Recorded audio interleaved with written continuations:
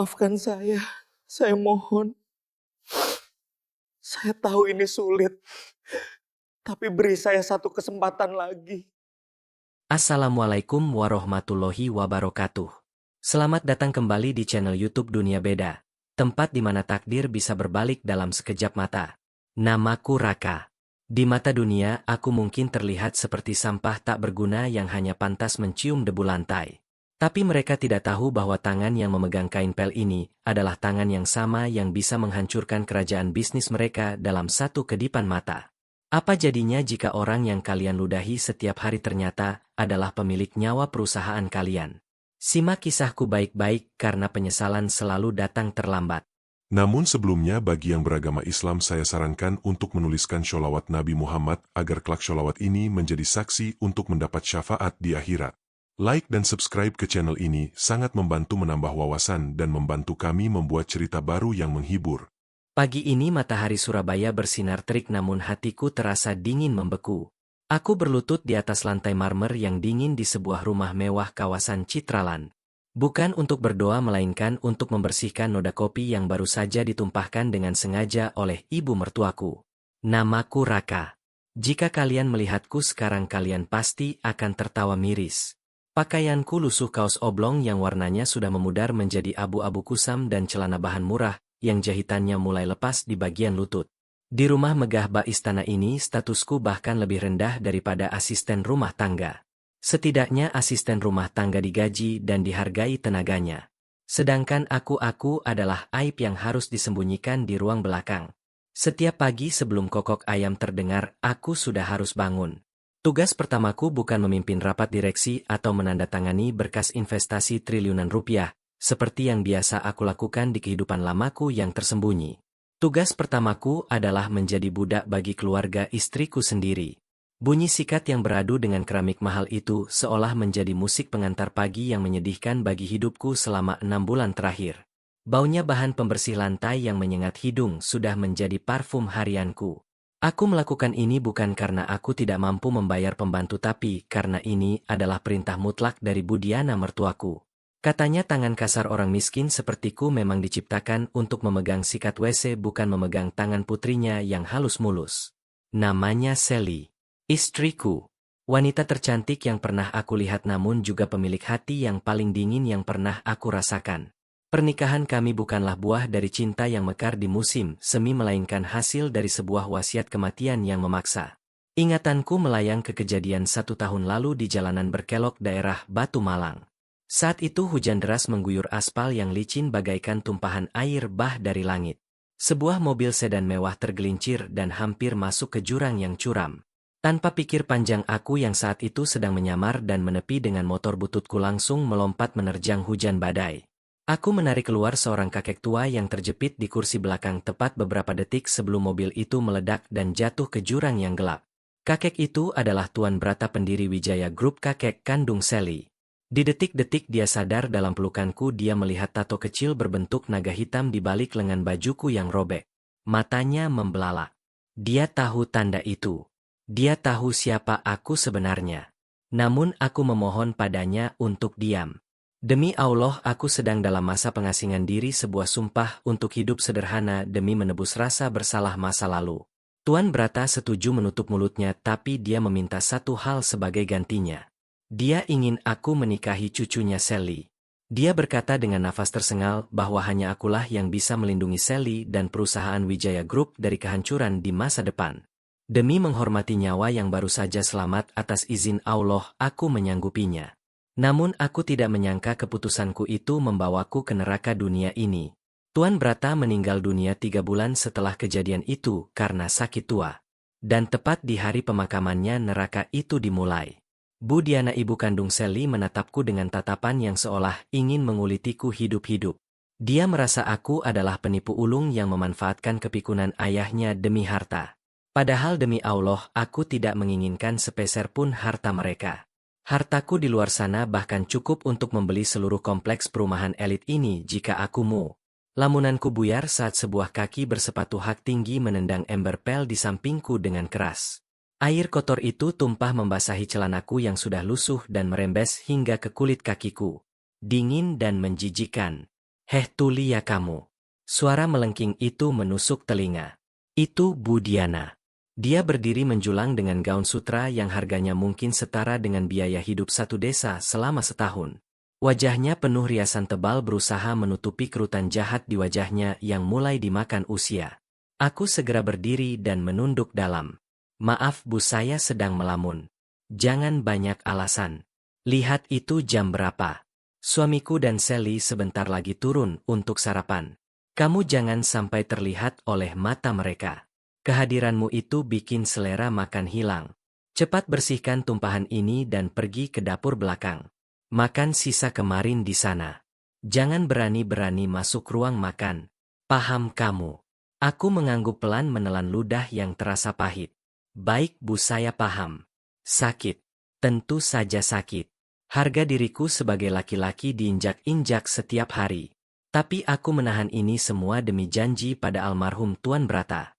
Aku mengambil kain pel dan mulai mengeringkan lantai lagi sementara Bu Diana melenggang pergi sambil mengibaskan kipas mahalnya seolah-olah aku adalah kotoran yang baunya mengganggu penciumannya. Aroma parfum mahalnya tertinggal di udara bercampur dengan bau apek dari bajuku. Aku berjalan tertatih menuju dapur kotor yang terletak di bagian paling belakang rumah dekat tempat pembuangan sampah. Di sana di atas meja kayu yang sudah rapuh karena dimakan rayap tersedia piring plastik berisi nasi dingin yang sudah mengeras dan sepotong ikan asin yang tinggal separuh. Itu adalah sisa makan malam kucing Persia kesayangan Sally yang tidak habis. Bu Diana memang sering berkata bahwa derajatku sama dengan hewan peliharaan di rumah ini. Bedanya kucing itu disayang dimanja dan diberi makan enak sedangkan aku dibuang dan diberi sisa. Saat aku hendak menyuapkan nasi dingin itu ke mulutku, aku mendengar suara langkah kaki lain mendekat. Harum parfum mawar menyeruak lembut namun tegas. Itu wangi Sally. Jantungku berdebar kencang. Apakah istriku akan menyapaku hari ini? Apakah dia akan bertanya, apakah aku sudah makan? Apakah ada sedikit saja rasa kasihan di hatinya untuk suaminya ini? Aku menoleh berharap melihat sedikit belas kasih di mata indahnya. Sally berdiri di ambang pintu dapur mengenakan pakaian kantor yang sangat rapi dan elegan. Blazer putih membalut tubuhnya yang ramping sempurna. Rambutnya tergerai indah berkilau terkena cahaya matahari pagi. Dia menatapku yang sedang memegang piring plastik berisi sisa makanan kucing. Tatapannya datar sedingin es di kutub utara. Ada jeda beberapa detik yang menyiksa. Hatiku berharap dia akan marah pada ibunya karena memberiku makanan sisa. Tapi harapan itu hancur berkeping-keping saat dia membuka mulutnya. Raka, nanti malam ada acara penting. Teman-teman sosialitaku akan datang untuk arisan. Pastikan kamu tidak menampakkan batang hidungmu di ruang tamu. Kunci dirimu di gudang atau pergi kemana saja sampai acara selesai. Aku malu kalau teman-temanku tahu aku punya suami sepertimu. Baumu itu bau kemiskinan. Bikin mual. Kalimat itu diucapkan dengan nada datar tanpa emosi yang justru membuatnya terasa lebih menyakitkan daripada bentakan Bu Diana. Istriku sendiri jijik padaku. Kata-katanya bagaikan sembilu yang mengiris-ngiris jantungku perlahan-lahan. Aku menatap matanya dalam-dalam mencoba mencari sisa-sisa kelembutan yang mungkin diwariskan Tuan Brata. Tapi nihil. Yang ada hanya tembok keangkuhan yang kokoh. Baik Sel, jawabku singkat. Aku tidak akan membantah. Belum saatnya. Aku menundukkan wajahku menyembunyikan gemuruh di dadaku. Sally membuang muka dan berbalik pergi namun langkahnya terhenti sejenak. Oh ya, satu lagi. Perusahaan Papa sedang dalam masalah besar. Kami butuh suntikan dana dari investor asing. Jadi tolong doakan saja supaya kami berhasil, karena kalau perusahaan bangkrut kamu juga yang akan jadi gelandangan lagi di jalanan. Jangan jadi pembawa sial terus di rumah ini. Setelah bayangannya menghilang, aku meletakkan kembali sendok ke piring. Nafsu makanku hilang seketika. Perusahaan Wijaya Group sedang krisis. Tentu saja aku tahu. Aku tahu segalanya. Akulah yang selama ini diam-diam menahan para kreditor agar tidak menyita aset mereka lewat tangan kananku. Tapi mereka tidak pernah tahu. Mereka pikir mereka bertahan karena kehebatan manajemen ayah Sally, Pak Wijaya, yang sebenarnya tidak becus mengurus bisnis. Betapa butanya mereka. Aku memandang keluar jendela dapur menatap langit Surabaya yang mulai terik menyengat. Di saku celanaku yang robek ada sebuah ponsel tua model lama yang kelihatannya tidak berharga. Layarnya sudah retak 1000. Tapi ponsel itulah satu-satunya penghubungku dengan dunia asliku. Ponsel itu bergetar pelan di saku celanaku. Sebuah pesan masuk. Pengirimnya bernama Marco. Isi pesannya singkat namun padat. Kak Raka, saya sudah mendarat di Bandara Juanda. Sesuai perintah kakak, saya akan mengunjungi kediaman Wijaya besok malam untuk meninjau investasi. Apakah kakak akan menemui saya? Aku tersenyum tipis. Senyum yang sudah lama hilang dari wajahku. Marco, si Sultan Tambang dari Kalimantan. Anak didikku yang dulu hanyalah seorang preman pasar yang aku selamatkan dari kejaran polisi dan aku ajari berbisnis, hingga kini menjadi salah satu orang terkaya di Asia Tenggara. Orang-orang mengenalnya sebagai Tuan Marco yang kejam dan tak tersentuh hukum. Tapi bagiku dia tetaplah adik kecil yang cengeng yang dulu menangis saat pertama kali belajar saham. Aku mengetik balasan dengan cepat, jempolku menari di atas kipat yang keras. Datanglah. Buat sandiwara yang bagus. Aku ingin melihat seberapa besar kesombongan keluarga ini di hadapan uang. Jangan menyapaku kecuali aku izinkan. Ingat itu. Aku menekan tombol kirim. Permainan akan segera dimulai. Bu Diana Seli dan Pak Wijaya mungkin berpikir mereka adalah raja di istana kecil ini. Tapi mereka lupa di atas langit masih ada langit. Dan mereka tidak sadar bahwa langit itu sedang duduk di dapur mereka memakan nasi sisa kucing sambil merancang skenario yang akan membalikan dunia mereka 180 derajat. Sore harinya suasana rumah semakin sibuk bagaikan pasar malam. Bu Diana berteriak-teriak memerintah para pelayan untuk membersihkan ruang tamu utama. Lampu gantung kristal yang harganya ratusan juta itu dibersihkan helai demi helai agar berkilau sempurna. Karpet Persia yang tebal digelar menutupi lantai yang tadi pagi kupel. Hei Raka! Suara Pak Wijaya, ayah mertuaku, menggelegar dari lantai 2. Aku segera berlari menaiki tangga dengan nafas memburu.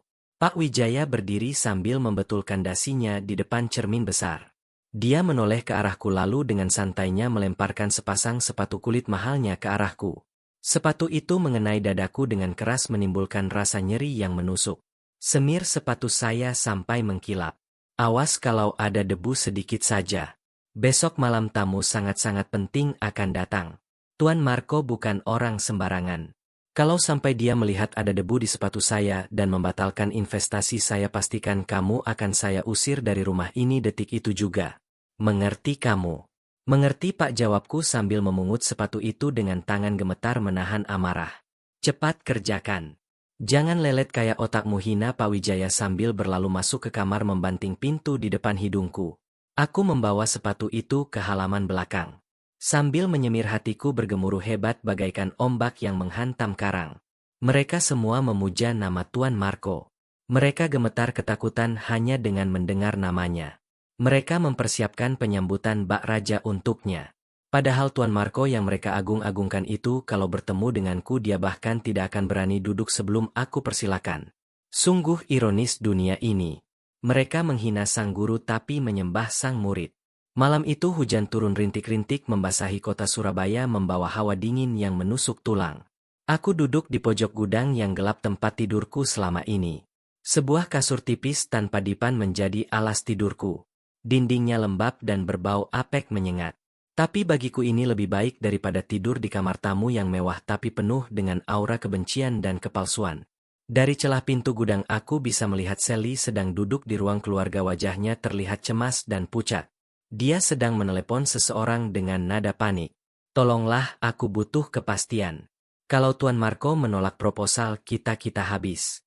Iya, aku tahu dia sulit ditemui tapi tolong usahakan. Suaranya terdengar putus asa. Ada rasa sakit di dadaku melihat wanita yang kucintai dalam diam itu menderita. Ingin rasanya aku keluar memeluknya dan berbisik, tenanglah Sally, semua dunia ini milikku, masalahmu selesai hanya dengan satu jentikan jariku. Tapi tidak. Belum saatnya. Dia harus belajar. Dia harus paham bahwa harta dan status bukanlah segalanya.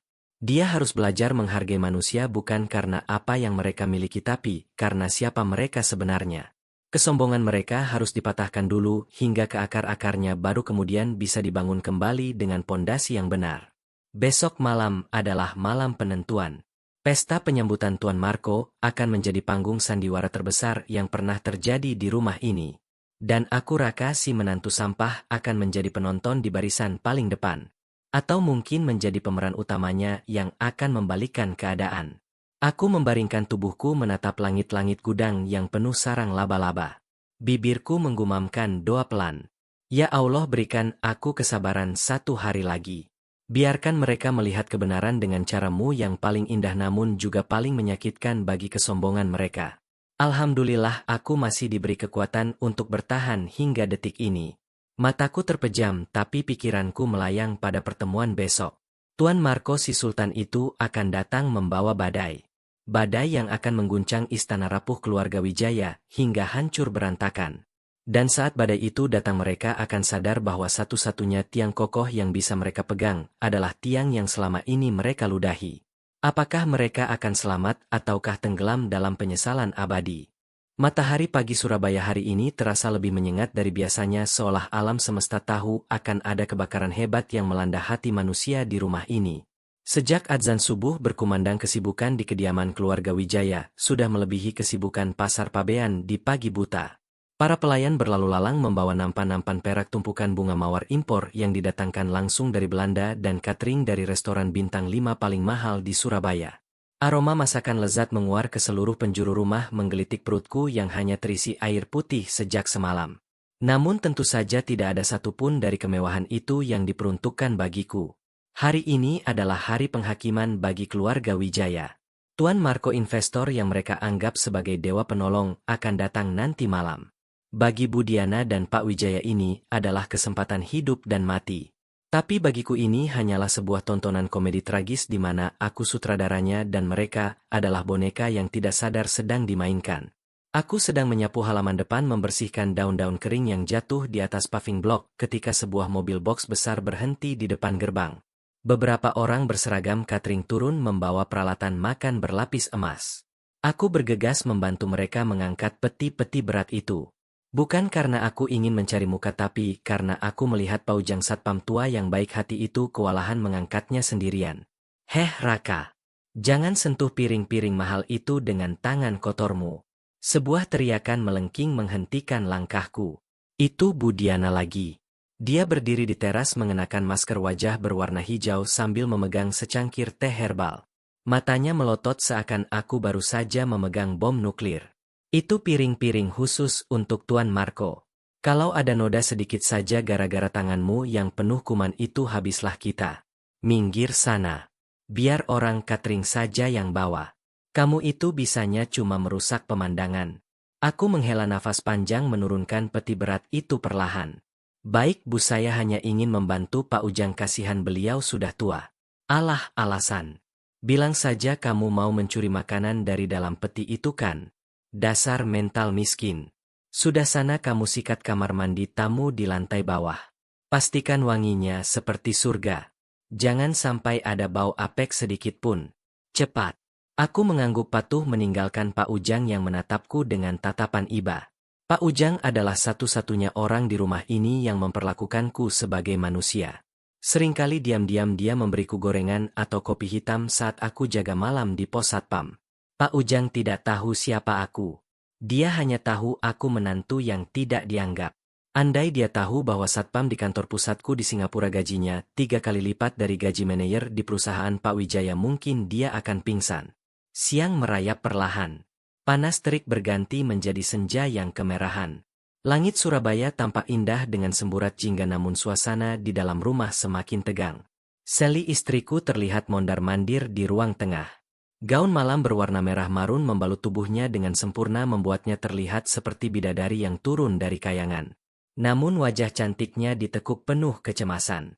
Dia berkali-kali mengecek ponselnya mungkin menunggu kabar dari sekretaris Tuan Marco. Aku memberanikan diri mendekatinya. Aku baru saja selesai mandi dan membersihkan diri sebisa mungkin. Sel, kamu terlihat cantik sekali malam ini. Ucapku tulus. Sally tersentak kaget seolah baru saja melihat hantu. Dia menoleh menatapku dari ujung rambut sampai ujung kaki lalu mendengus kasar. Jangan memujiku Raka. Pujianmu tidak akan mengubah nasib perusahaan Papa. Dan kenapa kamu masih berkeliaran di sini? Bukankah Mama sudah menyuruhmu sembunyi di gudang? Aku hanya ingin mengambil minum, Sel. Lagi pula aku Aku ingin menemani kamu menyambut tamu. Sebagai suamimu bukankah wajar jika aku ada di sampingmu? Sally tertawa sumbang. Tawa yang terdengar perih di telingaku. Menemani aku.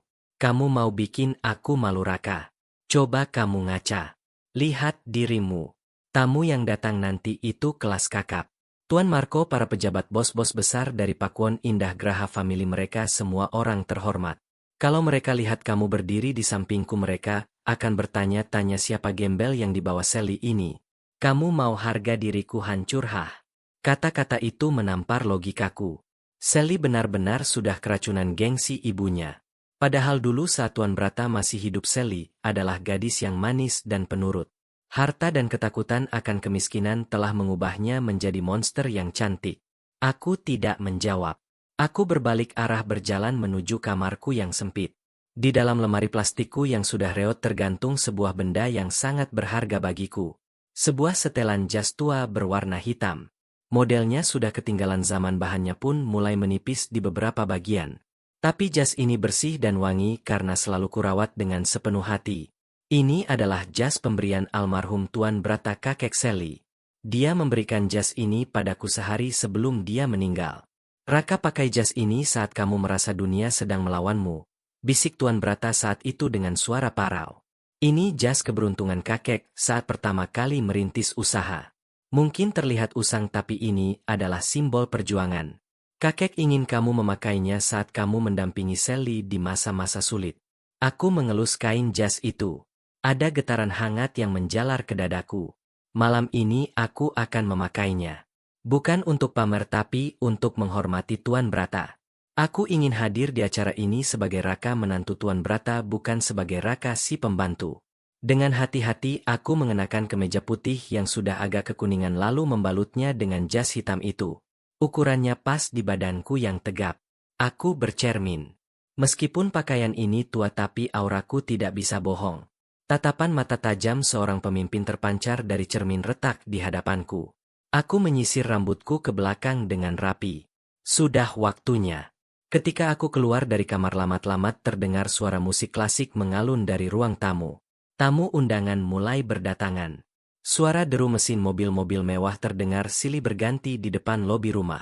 Alphard, Velfire, Mercedes-Benz, hingga Ferrari berjejer memenuhi halaman parkir. Aku melangkah menuju ruang tengah.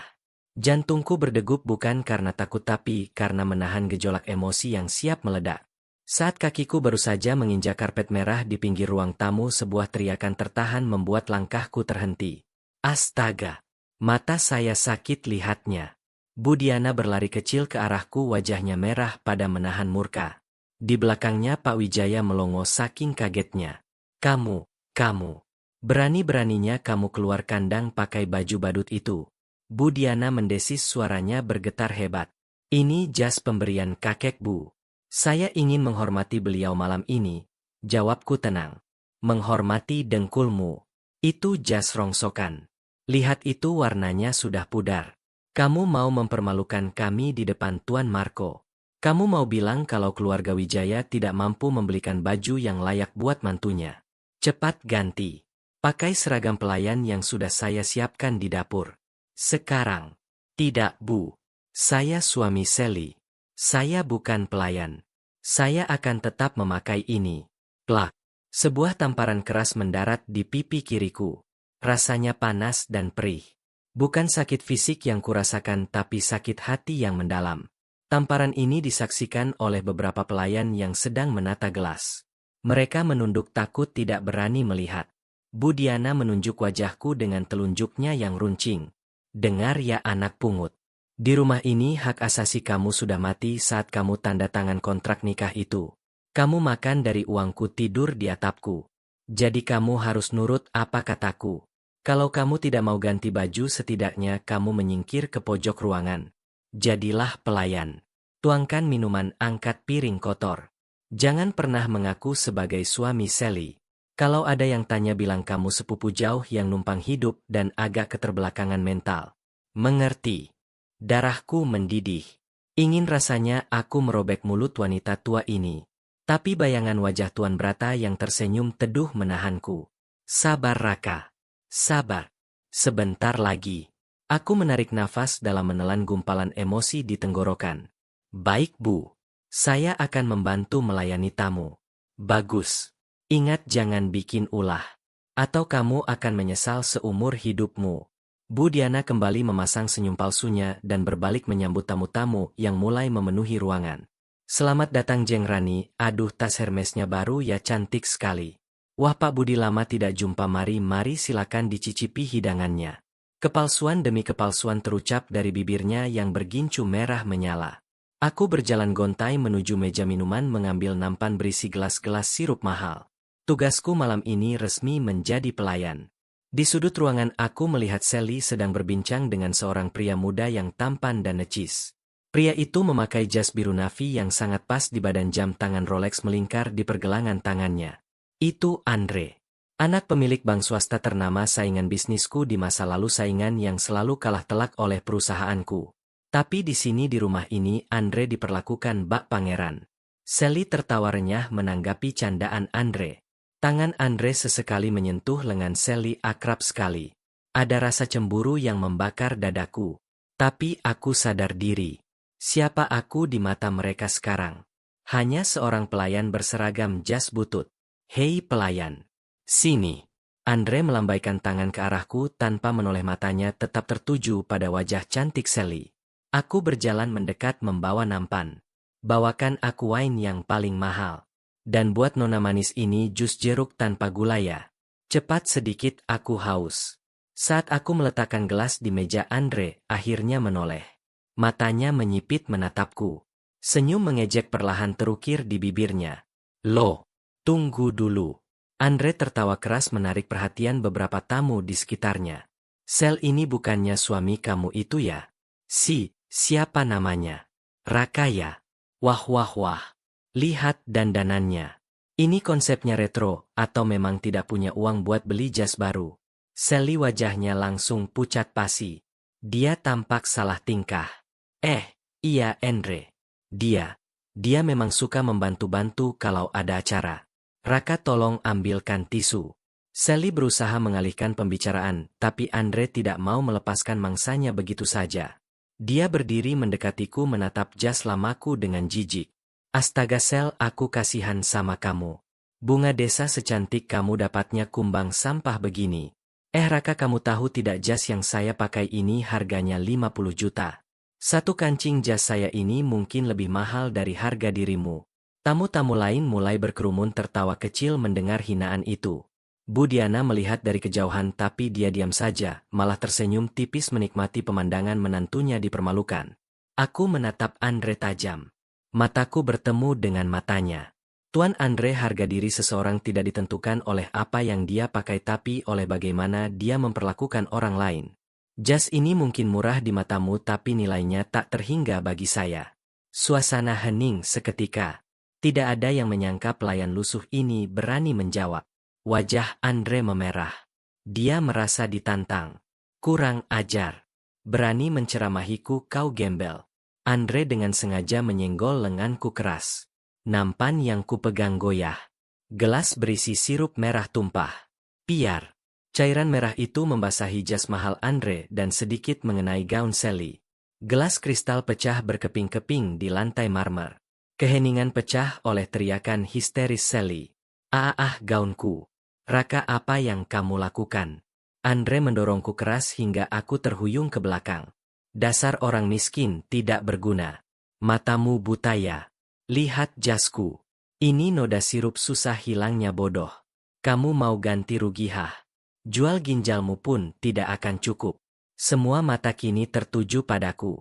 Tatapan jijik, tatapan marah, tatapan merendahkan. Aku berdiri diam, tanganku terkepal kuat di samping badan. Di dalam hati aku menghitung mundur. 3, 2, 1. Tiba-tiba pintu utama terbuka lebar. Angin malam berhembus masuk.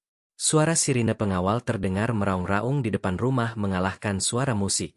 Cahaya lampu sorot mobil menembus kaca jendela menyilaukan mata semua orang. Seorang pelayan berlari masuk dengan nafas terengah-engah, wajahnya pucat tapi matanya berbinar. Bu Diana. Pak Wijaya. Ada apa, teriak-teriak kampungan. Bentak Bu Diana yang sedang berjalan marah ke arahku. Itu Bu. Di depan. Rombongan Tuan Marco sudah tiba. Beliau membawa iring-iringan 10 mobil mewah. Dan ada satu mobil Rolls-Royce hitam dengan plat nomor asing. Itu mobil legendaris yang hanya dimiliki oleh Raja Investasi Asia.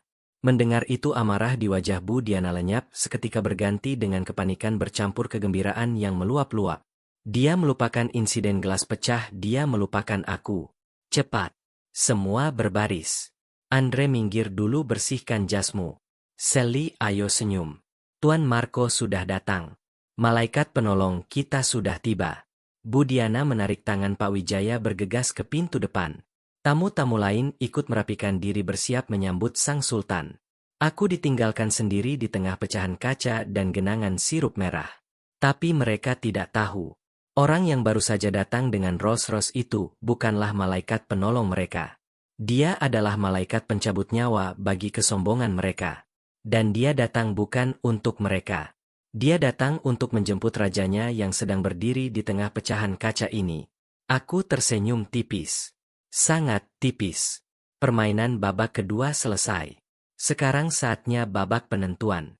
Marco adikku, tunjukkan pada mereka apa itu kekuasaan yang sesungguhnya. Jantung kota Surabaya seolah berhenti berdetak malam ini tepat di depan pekarangan rumah mertuaku. Cahaya lampu sorot dari 10 mobil mewah itu mengubah malam yang gelap menjadi terang benderang seperti siang hari. Di barisan paling depan sebuah Rolls-Royce Phantom berwarna hitam legam berhenti dengan anggun. Emblem Spirit of Ecstasy di kap mesinnya berkilau emas murni menandakan bahwa pemilik mobil ini bukanlah orang kaya sembarangan melainkan kaisar bisnis yang sesungguhnya.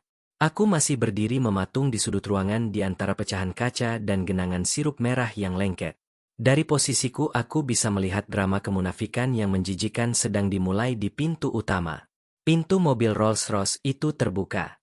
Seorang pengawal bertubuh raksasa dengan setelan jas hitam rapi keluar lebih dulu lalu membungkuk hormat membukakan pintu penumpang. Kaki yang melangkah keluar mengenakan sepatu pantofel kulit buaya yang mengkilap. Lalu muncullah sosok itu. Marco.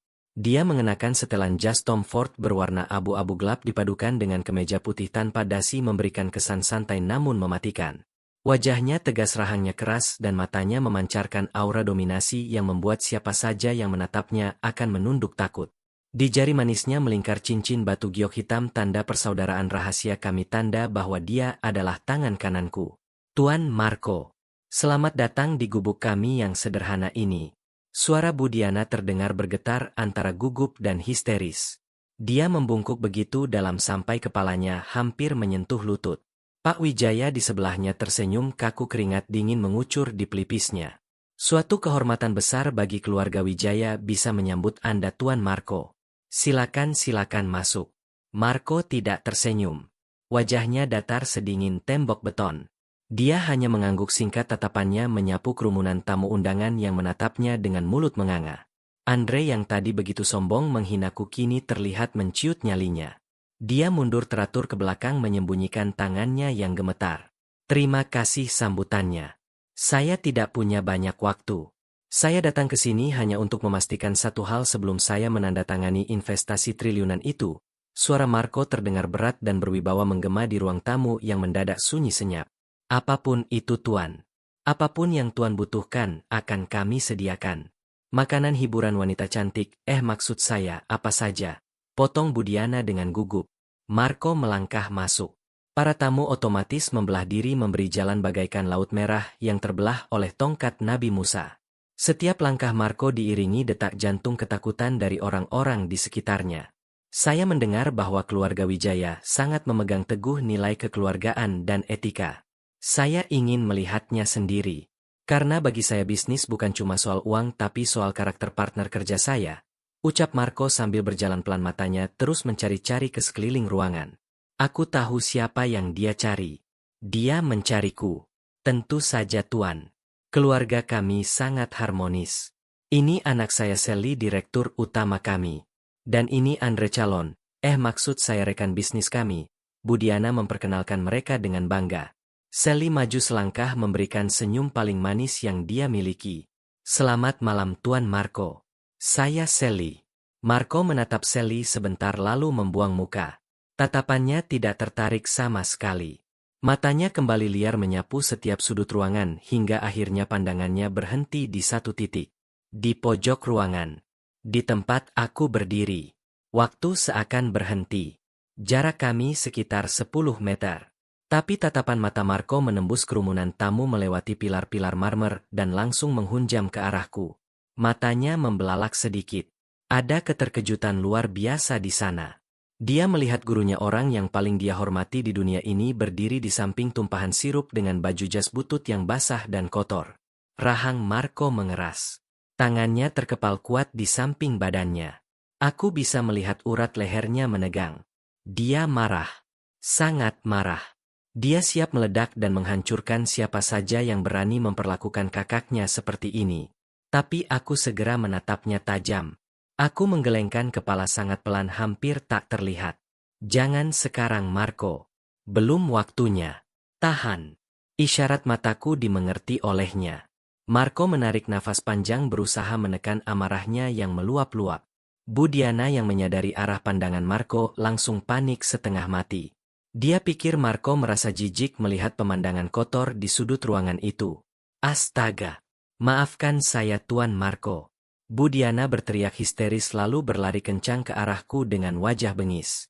Dia menyambar sebuah kain lap kotor dari meja pelayan lalu melemparkannya tepat ke wajahku. Kain itu bau dan basah menutupi pandanganku sesaat. Dasar pembantu tidak berguna. Sudah saya bilang menyingkir. Kenapa kamu masih berdiri di situ memamerkan kebodohanmu? Kamu sengaja mau mempermalukan saya di depan Tuan Marco ya? Bu Diana tidak sadar bahwa setiap bentakan yang keluar dari mulutnya sedang menggali kuburannya sendiri semakin dalam. Sally dan Pak Wijaya ikut berlari mendekat. Wajah mereka pucat pasi ketakutan kalau Tuan Marco marah dan membatalkan investasi gara-gara insiden ini. Raka, cepat bersihkan. Jangan bikin malu. Sally mendesis tajam, matanya berkaca-kaca menahan tangis dan malu. Aku menurunkan kain lap itu dari wajahku. Aku menatap Bu Diana lalu menatap Marco yang kini berdiri kaku di tengah ruangan dikelilingi pengawalnya. Maaf Bu, saya akan membersihkannya. Jawabku pelan. Aku mulai membungkuk hendak membersihkan pecahan kaca itu dengan tangan. Tunggu. Suara Bu Diana menghentikan gerakanku. Ada kilatan ide jahat di matanya. Dia ingin menunjukkan pada Marco bahwa dia tegas pada bawahannya, bahwa dia punya kuasa mutlak di rumah ini. Dia ingin mengambil hati Marco dengan cara mengorbankan aku. Jangan pakai tangan. Dan jangan berdiri. Lantai ini mahal, marmer impor dari Italia. Kalau kamu bersihkan sambil jongkok atau berdiri, nanti kotoran dari celanamu yang jijik itu malah menyebar kemana-mana. Lalu saya harus bagaimana, Bu? Tanyaku datar. Duduk. Satu kata itu meledak di udara. Semua orang ternganga. Bu Diana menunjuk lantai yang penuh pecahan kaca halus dan sirup lengket itu. Duduk di lantai itu. Sekarang. Gunakan jas bututmu itu untuk mengelap sirupnya. Seret pantatmu di lantai biar bersih sekalian. Tunjukkan pada Tuan Marco kalau pelayan di rumah ini sangat patuh dan disiplin. Ayo lakukan. Keheningan mencekam melanda ruangan itu. Andre di belakang sana tertawa kecil menutup mulutnya. Sally memalingkan wajah, tidak tega tapi juga tidak berani membela. Pak Wijaya hanya menunduk. Aku menatap Marco lagi. Wajah Marco sudah merah padam. Matanya merah menyala menahan tangis dan amarah. Dia melangkah maju satu langkah seolah ingin berlari menerjang Bu Diana. Pengawalnya juga sudah bersiap, tangan mereka meraba pistol di balik jas. Tapi aku menatap Marco dengan tatapan membunuh. Jangan bergerak. Itu perintah mental yang kukirimkan padanya. Aku menoleh ke arah Bu Diana. Wanita ini benar-benar iblis berwujud manusia. Apakah ibu yakin? Tanyaku pelan, suaraku tenang namun mencekam. Sangat yakin. Atau kamu mau saya usir sekarang juga dan saya pastikan orang tuamu di kampung tahu kalau anaknya jadi gembel di sini. Ancaman itu kosong karena orang tuaku sudah meninggal. Tapi aku mengangguk. Baik Bu. Jika itu bisa membuat Ibu dan Tuan Marco senang, akan saya lakukan. Perlahan, sangat perlahan, aku menekuk lututku. Rasa nyeri menjalar di hatiku bukan di kakiku. Aku merendahkan tubuhku. Lututku menyentuh lantai dingin yang basah oleh sirup. Kemudian aku duduk. Benar-benar duduk bersimpuh di tengah genangan lengket itu. Pecahan kaca kecil menembus celana bahanku menusuk kulit. Perih.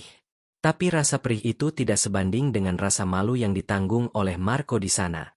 Aku melepas jas hitam warisan Tuan Brata. Jas yang katanya adalah simbol kehormatan kini harus kujadikan kain pel. Maafkan aku kakek. Ini adalah pengorbanan terakhir untuk membuka mata cucumu. Aku menggunakan jas itu untuk mengelap lantai. Menggosoknya perlahan sambil duduk ngesot di lantai seperti pengemis cacat. Lihat Tuan Marco. Bu Diana tertawa puas, tepuk tangannya terdengar nyaring di ruangan yang sunyi. Lihat betapa patuhnya anjing penjaga kami. Dia rela melakukan apa saja demi keluarga ini. Beginilah cara kami mendidik bawahan. Disiplin nomor 1. Bu Diana menoleh ke arah Marco mengharapkan pujian. Dia mengharapkan Marco akan tertawa, atau setidaknya terkesan. Tapi tawa Bu Diana mati seketika di tenggorokan saat dia melihat wajah Marco. Marco tidak tertawa. Tubuh Marco bergetar hebat. Bukan karena tawa tapi karena gemetar ketakutan dan kesedihan yang tak terbendung. Wajah garangnya yang tadi membuat semua orang takut kini pucat pasi seperti mayat hidup. Matanya terbelalak menatapku yang sedang duduk di lantai membersihkan kotoran. Keringat dingin sebesar biji jagung mengucur deras dari dahi Marco. Nafasnya memburu sesak seolah oksigen di ruangan itu habis disedot oleh aura kemarahannya. Tuan Marco, Anda kenapa? Anda sakit? Bu Diana bertanya dengan suara gemetar ketakutan melihat reaksi Marco yang aneh. Marco tidak menjawab. Dia menepis kasar tangan Bu Diana yang mencoba menyentuhnya. Minggir! Teriakan Marco menggelegar bagaikan petir di siang bolong. Suaranya begitu keras hingga gelas-gelas di meja bergetar. Bu Diana terpelanting jatuh saking kagetnya didorong oleh tenaga kemarahan Marco. Semua tamu terlonjak kaget. Musik berhenti. Suasana mencekam. Marco tidak peduli lagi dengan sandiwara. Dia tidak peduli lagi dengan perintahku untuk diam. Hatinya hancur melihat kakaknya, orang yang menyelamatkan nyawanya, diperlakukan lebih rendah dari binatang. Marco berlari. Ya, Sultan Agung itu berlari kencang bukan ke arah pintu keluar tapi ke arahku. Langkah kakinya bergedebum di lantai marmer. Dalam hitungan detik dia sudah sampai di hadapanku. Dan apa yang dia lakukan selanjutnya membuat jantung semua orang di ruangan itu berhenti berdetak. Marco, sang raja investasi yang ditakuti para pejabat dan konglomerat, menjatuhkan tubuhnya dengan keras ke lantai. Bruk! Dia berlutut. Dia bersimpuh tepat di depan kakiku yang kotor. Jas mahalnya terendam sirup, dia tidak peduli. Celana Tom Ford-nya basah, dia masa bodoh. Dengan tangan gemetar Marco meraih kakiku. Dia menundukkan kepalanya dalam-dalam hingga dahinya menyentuh lantai di depan ujung kakiku. Suara isak tangis mulai terdengar darinya. Bu Diana membelalakan matanya sampai hampir keluar. Sally menutup mulutnya dengan kedua tangan. Pak Wijaya dan Andre merasa lutut mereka lemas seketika. Apa yang terjadi?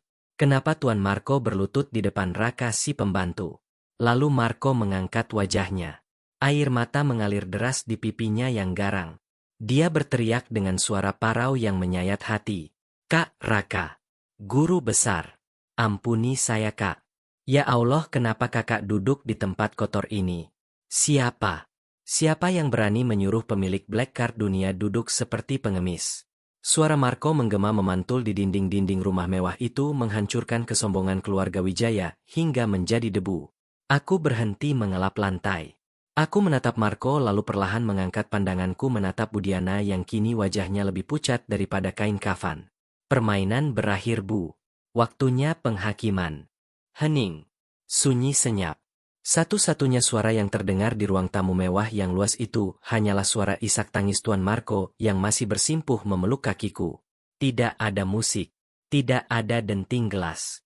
Bahkan suara nafas para tamu pun seolah tertahan di tenggorokan. 300 pasang mata menatap pemandangan di depan mereka dengan tatapan kosong, seakan-akan otak mereka menolak memproses kenyataan yang sedang terjadi. Dunia Bu Diana runtuh detik ini juga. Dia masih terduduk di lantai di tempat dia jatuh tadi. Mulutnya ternganga lebar, matanya berkedip-kedip cepat mencoba mencari logika di balik kegilaan ini. Bagaimana mungkin? Bagaimana mungkin Raka, si menantu sampah yang setiap hari dia suruh mencuci WC, bisa dipanggil kakak dan guru besar oleh orang terkaya nomor 1 di Asia Tenggara ini? Tuan Marco. Suara Budiana terdengar lirih seperti cicit tikus yang terjepit. Dia berusaha bangkit, kakinya gemetar hebat hingga dia harus berpegangan pada kaki meja. Tuan Marco, Anda pasti salah orang. Tuan mabuk ya? Atau Tuan kena guna-guna? Dia ini Raka. Dia cuma Raka. Dia ini cuma benalu di keluarga kami. Dia gembel yang kami pungut dari jalanan. Lihat bajunya Tuan. Lihat mukanya. Mana mungkin dia guru besar Anda? Tuan pasti salah lihat. Iya kan? Salah lihat kan? Budiana tertawa histeris, tawa orang gila yang menyangkal kenyataan. Mendengar ocehan Budiana, tangis Marco berhenti seketika. Dia perlahan melepaskan pelukannya dari kakiku. Dia berdiri. Tegap. Tinggi. Besar. Aura kesedihannya lenyap dalam sekejap berganti dengan aura pembunuh yang begitu pekat hingga membuat udara di ruangan itu terasa berat. Marco memutar tubuhnya menghadap Budiana. Wajahnya merah padam, urat-urat di lehernya menonjol keluar seperti kabel baja yang ditarik kuat. Plak! Sebuah tamparan keras mendarat di pipi Budiana. Kali ini bukan tamparan main-main. Tubuh Budiana terputar dan dia kembali tersungkur ke lantai. Darah segar mengalir dari sudut bibirnya. Pak Wijaya berteriak kaget. Mama, diam. Marco membentak Pak Wijaya yang hendak maju. Satu bentakan itu membuat Pak Wijaya mematung di tempat, nyalinya ciut seketika. Salah lihat katamu. Marco menunjuk wajah Budiana yang ketakutan. Mataku mungkin bisa salah melihat angka di bursa saham. Tapi mataku tidak akan pernah salah mengenali orang yang sudah menyelamatkan nyawaku 3 kali dari kematian. Kau bilang dia gembel. Kau bilang dia benalu. Asal kau tahu, wanita tua bodoh. Harta kekayaan yang kau bangga-banggakan itu, rumah ini, mobil-mobil di depan, bahkan perusahaan suamimu yang hampir bangkrut itu, nilainya tidak ada seujung kuku dari kekayaan Karaka. Marco mengatur nafasnya yang memburu. Dia menunjuk ke arahku dengan tangan terbuka penuh hormat. Orang yang kau suruh duduk di lantai ini adalah Raka Adijaya, pendiri Shadow Corp, pemegang saham mayoritas di 3 bank terbesar di dunia, dan orang yang mendanai seluruh bisnis tambangku di Kalimantan. Tanpa tanda tangan dia, aku hanyalah preman pasar. Dan kau berani menyuruh tuan besar kami duduk mengelap lantai. Pengakuan itu bagaikan bom atom yang meledak di tengah ruangan. Andre yang tadi berdiri sombong kini kakinya lemas. Gelas wine di tangannya jatuh. Prang. Pecah berantakan. Dia tahu nama Shadow Corp. Itu adalah perusahaan mitos, perusahaan hantu yang menguasai ekonomi global dari balik layar. Dan pemiliknya ada di sini. Di depannya. Orang yang baru saja dia dorong dan dia hina. Sally, istriku. Dia menutup mulutnya dengan kedua tangan. Air mata mulai mengalir deras di pipinya. Tatapannya beralih dari Marco ke aku. Ada penyesalan, ada ketakutan, tapi yang paling besar adalah rasa tidak percaya. Suaminya yang selama ini dia diamkan, dia abaikan, ternyata adalah raksasa yang sedang tidur. Sudah, Marco. Suaraku memecah keheningan. Tenang. Datar. Tapi penuh kuasa. Aku mengulurkan tangan menepuk bahu Marco pelan. Jangan kotori tanganmu dengan memukul wanita tua. Itu tidak diajarkan dalam etika bisnis kita. Maaf, Kak. Saya tidak tahan melihat kakak diperlakukan begini. Hati saya sakit, Kak. Marco menunduk lagi, kembali menjadi adik kecil yang patuh. Aku melangkah maju. Langkahku pelan tapi pasti. Bunyi sol sepatuku yang beradu dengan marmer terdengar jelas. Tap, tap, tap. Aku berhenti tepat di depan Budiana yang masih terkapar di lantai memegangi pipinya yang bengkak. Aku tidak membantunya berdiri. Aku hanya menatapnya dari atas ke bawah, posisi yang terbalik dari apa yang terjadi selama 6 bulan ini. Budiana menatapku dengan mata terbelalak ketakutan.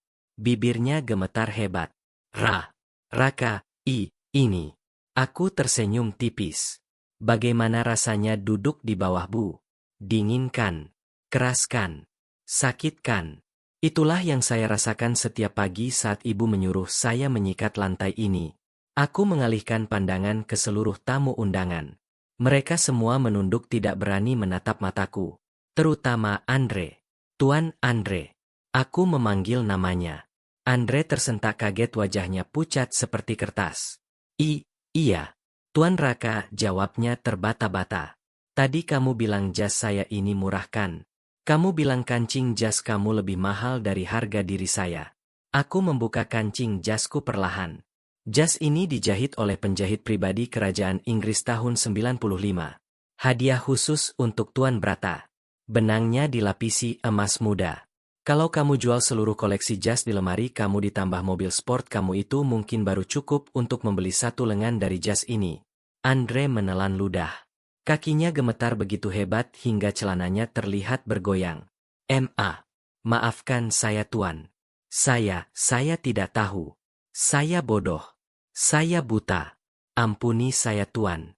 Andre tiba-tiba menjatuhkan dirinya berlutut menghadapku.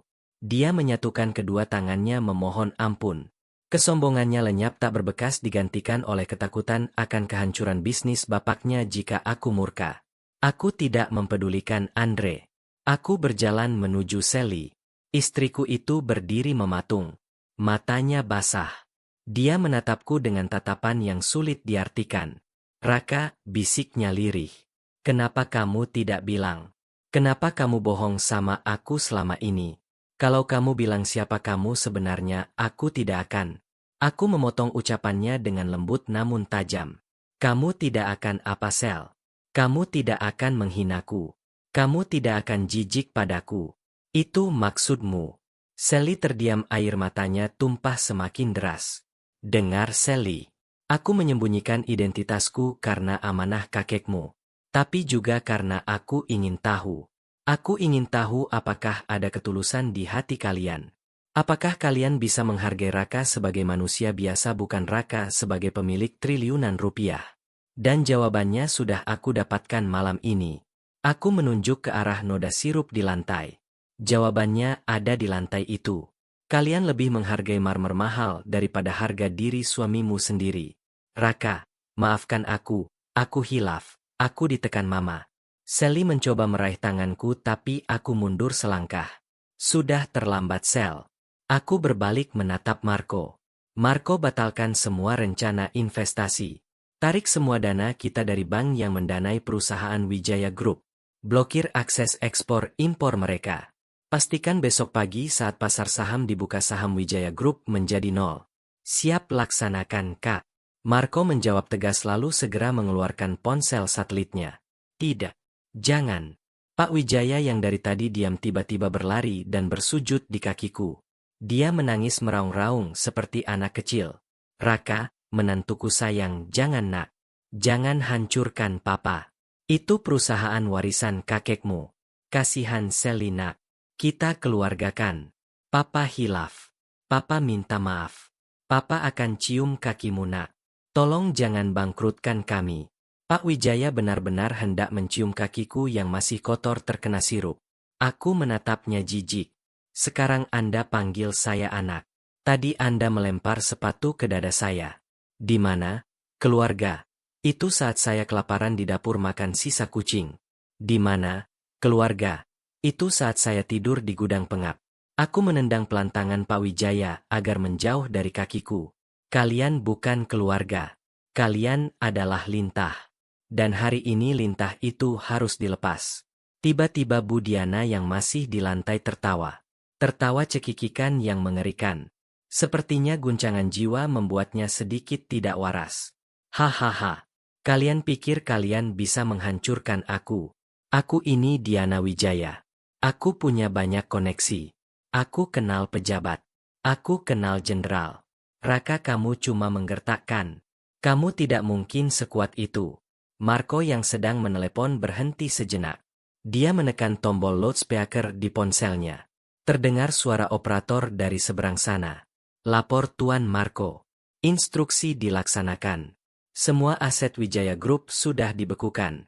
Para kreditor sudah kami hubungi untuk menyita rumah dan aset pribadi dalam waktu 24 jam. Pengumuman kebangkrutan sudah disebar ke media. Suara dari ponsel itu menjadi vonis mati bagi Bu Diana. Tawanya berhenti. Matanya melotot putih lalu perlahan tubuhnya terkulai lemas. Brooke. Mama. Sally berteriak histeris menghampiri ibunya yang pingsan. Kepanikan melanda ruangan. Tamu-tamu mulai berbisik-bisik ketakutan dan satu persatu mencoba kabur dari ruangan itu sebelum mereka juga terkena imbas kemarahanku. Aku menatap kekacauan itu dengan hati yang kosong. Tidak ada rasa bahagia. Yang ada hanya rasa lelah yang luar biasa. Pembalasan dendam memang manis di awal tapi terasa hambar di akhir. Marco mendekatiku. Dia sudah kembali tenang. Kak, mobil sudah siap. Kita tinggalkan tempat kotor ini. Kakak butuh istirahat di tempat yang layak. Hotel The Westin lantai teratas sudah saya kosongkan khusus untuk kakak. Aku mengangguk. Aku menatap Sally sekilas yang sedang menangisi ibunya. Tidak ada kata perpisahan. Semuanya sudah jelas. Ayo Marco. Kami berjalan keluar.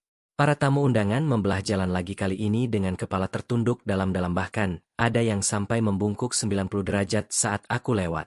Andre kulihat sedang duduk di pojok ruangan, tatapannya kosong, sepertinya karirnya pun akan tamat setelah ini.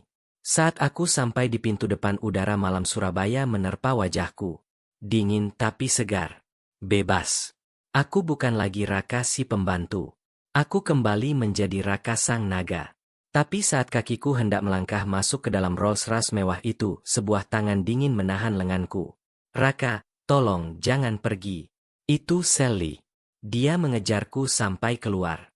Gaun mewahnya kotor terkena debu. Make-up-nya luntur oleh air mata. Dia terlihat berantakan. Aku butuh kamu Raka. Aku cinta sama kamu. Tolong beri aku kesempatan kedua. Aku janji akan berubah. Aku akan jadi istri yang baik. Kita mulai dari nol ya. Tolong. Sally menangis terseduh-seduh memegang lenganku erat seolah itu adalah satu-satunya pegangan hidupnya. Aku menatap mata istriku. Mata yang dulu membuatku jatuh cinta. Tapi kini di mata itu aku melihat bayangan wanita yang membiarkan ibunya menghinaku selama 6 bulan.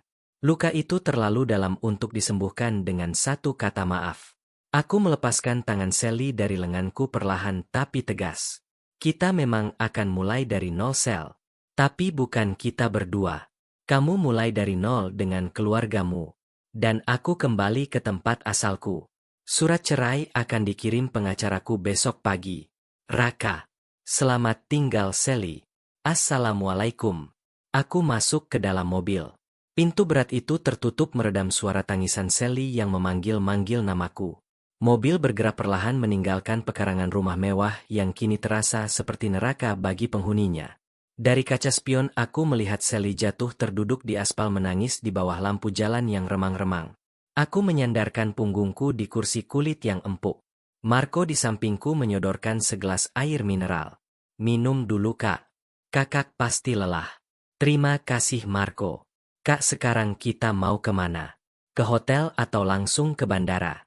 Jet pribadi kakak sudah standby di Juanda. Aku terdiam sejenak menatap jalanan Surabaya yang gemerlap. Jangan ke hotel dulu. Antar aku ke satu tempat. Kemana Kak? Ke makam Tuan Brata. Aku ingin mengembalikan jas ini dan bilang kalau tugasku sudah selesai. Baik Kak. Iring-iringan 10 mobil mewah itu membelah kemacetan kota Surabaya. Orang-orang di jalan menatap kagum mengira ada presiden yang lewat. Mereka tidak tahu di dalam mobil itu ada seorang pria yang baru saja menghancurkan hatinya sendiri demi sebuah harga diri. Namun cerita ini belum berakhir. Kehancuran keluarga Wijaya hanyalah awal. Karena ternyata ada rahasia besar lain yang disembunyikan Budiana. Rahasia tentang kematian orang tuaku yang sebenarnya. Dan malam ini sebuah pesan masuk ke ponselku yang akan mengubah arah balas dendamku menjadi perang yang sesungguhnya. Ponselku bergetar. Satu pesan dari nomor tak dikenal. Tuan Raka kerja bagus menghancurkan Wijaya. Tapi tahukah Anda kecelakaan orang tua Anda 20 tahun lalu bukanlah kecelakaan? Tanyakan pada Budiana sebelum dia mati. Mataku membelalak membaca pesan itu. Jantungku berhenti berdetak sedetik. Allah, apa lagi ini? Mobil Rolls-Royce Phantom yang membawaku melaju mulus membelah jalanan Surabaya yang mulai lengang. Di luar kaca jendela gemerlap lampu kota seolah mengejek kegelapan yang baru saja menyelimuti hatiku. Namun getaran di saku celanaku barusan bukan sekadar notifikasi biasa. Itu adalah guncangan gempa yang meruntuhkan sisa-sisa ketenanganku. Aku membaca ulang pesan itu. Layar ponselku yang retak menampilkan kalimat yang membakar retina mataku. Tuan Raka kerja bagus menghancurkan Wijaya. Tapi tahukah Anda kecelakaan orang tua Anda 20 tahun lalu bukanlah kecelakaan? Tanyakan pada Budiana sebelum dia mati. Tanganku gemetar. Bukan karena takut tapi karena amarah yang meledak tiba-tiba bagaikan lahar panas. Bayangan 20 tahun lalu berputar di kepalaku. Mobil kijang tua ayahku yang hancur menabrak pembatas jalan tol Porong.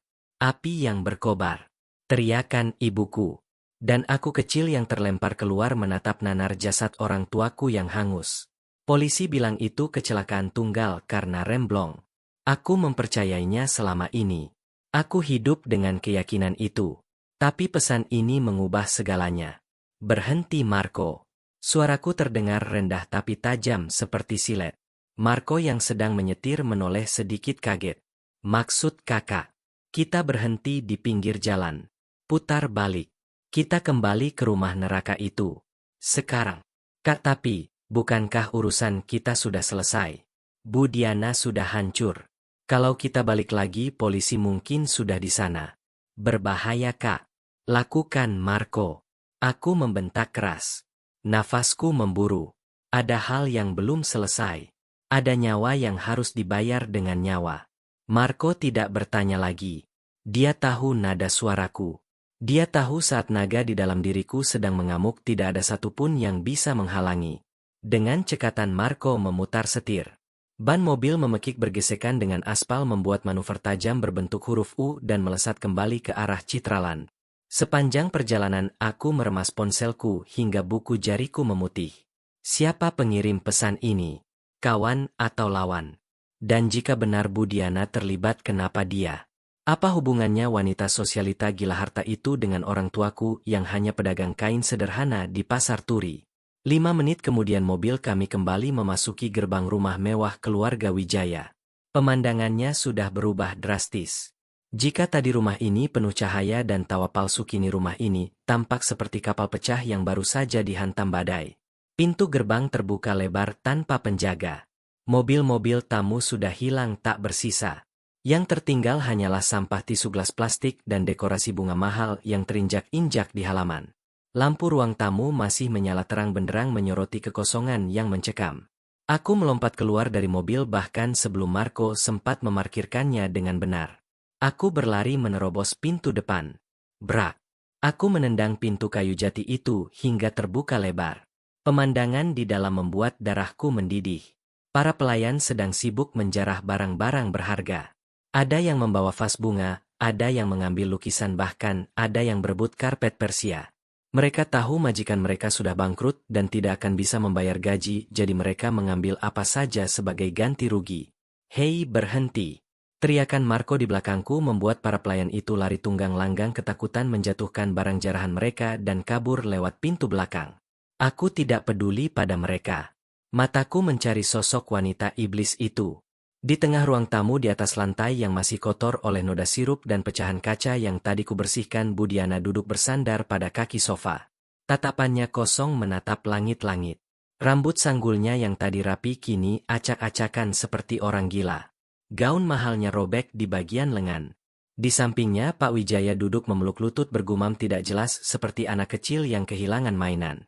Sedangkan Sally istriku, ralat, mantan istriku dia duduk di kursi makan wajahnya tertelungkup di atas meja bahunya berguncang hebat karena tangis. Langkah kakiku yang berat membuat Pak Wijaya menoleh.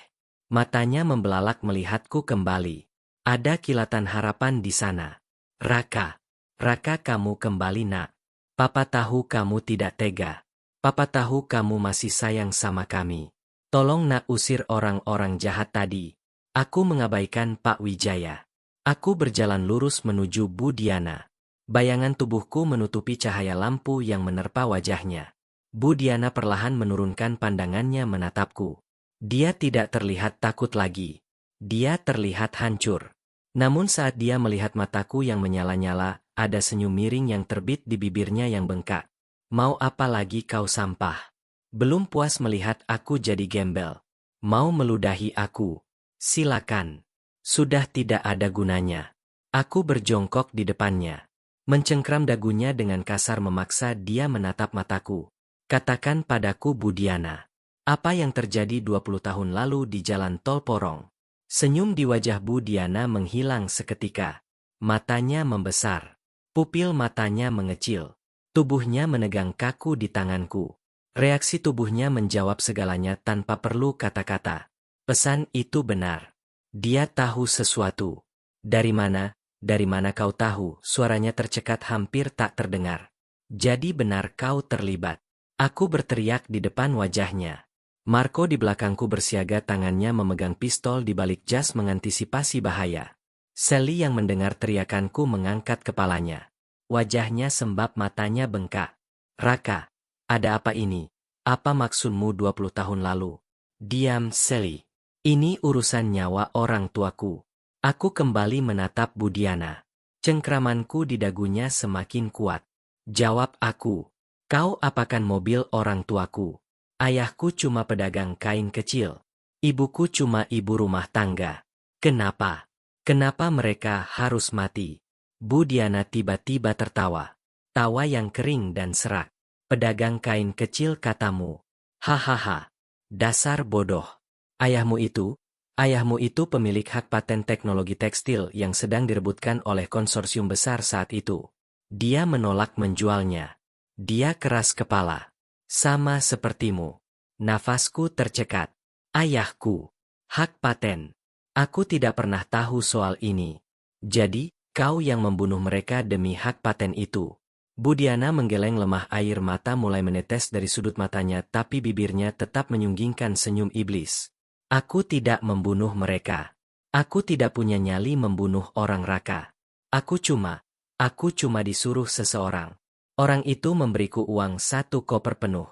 Uang yang kupakai untuk modal pertama usaha Pak Wijaya.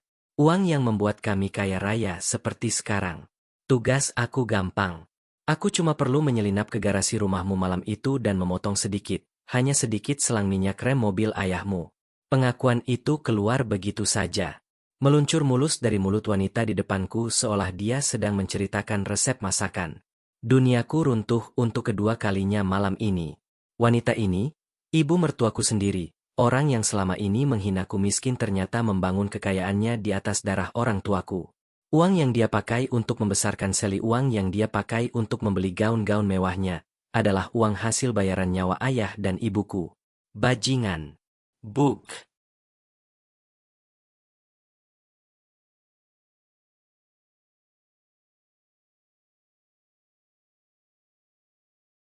Tanpa sadar tanganku melayang. Aku memukul sofa di samping kepalanya. Aku ingin memukul wajahnya, tapi sisa-sisa kemanusiaan menahanku. Siapa yang menyuruhmu? Siapa dalangnya? Jawab atau kubunuh kau sekarang. Aku mencekik lehernya pelan. Amarahku sudah diubun-ubun. Mama, apa yang Mama lakukan? Sally menjerit histeris, berlari mendekat dan jatuh berlutut di sampingku. Raka, tolong lepaskan Mama, jangan membunuh Raka. Ingat Allah, Raka. Minggir, Sally. Ibumu adalah pembunuh. Dia membunuh kakek nenek dari cucu yang mungkin akan kau kandung. Dia monster. Sally menangis meraung-raung memeluk kakiku. Pak Wijaya hanya bengong, mulutnya menganga, air liur menetes. Ternyata dia pun tidak tahu menahu soal dosa masa lalu istrinya. Budiana terbatuk-batuk karena cekikanku. Wajahnya mulai memerah. Aku tidak bisa bilang dia akan membunuhku, dia lebih kejam dari Raka. Kau pikir aku tidak kejam? Aku sudah menghancurkan hidupmu dalam 1 malam. Katakan namanya. Budiana menatapku lekat. Dia melihat kesungguhan di mataku. Dia sadar dia sudah tidak punya apa-apa lagi untuk dipertahankan. Mungkin dengan memberitahuku dia bisa melihatku hancur melawan raksasa yang sebenarnya. Baik-baik, aku kasih tahu. Lagi pula kau tidak akan menang lawan dia, dia adalah. Suasana hening. Marco mendekat, telinganya dipasang tajam. Sally menahan nafas. Dia adalah pemilik simbol naga merah, namanya Tuan. Tiba-tiba mata Budiana melotot. Tubuhnya kejang. Mulutnya berbusa putih bercampur darah. Huek. Budiana memuntahkan darah hitam pekat ke lantai. Tubuhnya mengejang hebat seperti tersengat listrik. Mama, kenapa? Sally berteriak panik memegang tubuh ibunya. Aku melepaskan cengkramanku mundur selangkah dengan kaget. Racun. Marco langsung berlutut memeriksa nadi Budiana. Kak, ini racun sianida atau sejenisnya. Reaksinya sangat cepat. Tapi bagaimana bisa? Dia belum makan atau minum apa-apa sejak aku datang. Tunggu. Gelas wine. Aku menoleh ke meja tamu. Ada gelas wine yang isinya tinggal separuh di dekat tempat duduk Bu Diana tadi. Gelas yang mungkin dia minum tepat setelah aku pergi pertama kali untuk menenangkan sarafnya. Ada yang menaruh racun di gelas itu. Seseorang ada di sini. Seseorang selain kami. Seseorang yang tahu bahwa Bu Diana akan buka mulut jika dia terdesak. Bu Diana. Tahan. Siapa namanya? Katakan sebelum kau mati. Aku mengguncang tubuhnya yang sekarat. Aku butuh nama itu. Bu Diana menatapku, pandangannya mulai kabur. Tangannya yang gemetar mencoba menggapai udara. Bibirnya bergerak-gerak tanpa suara. Tu. Hanya itu. Matanya kemudian terbalik putih semua. Tubuhnya lemas terkulai di lantai. Nafasnya berhenti. Bu Diana mati. Mama. Teriakan Sally memecah malam yang kelam. Dia memeluk jasad ibunya menangis histeris mengguncang-guncang tubuh kaku itu. Aku berdiri mematung. Barto. Apakah itu nama? Atau tempat? Atau kode?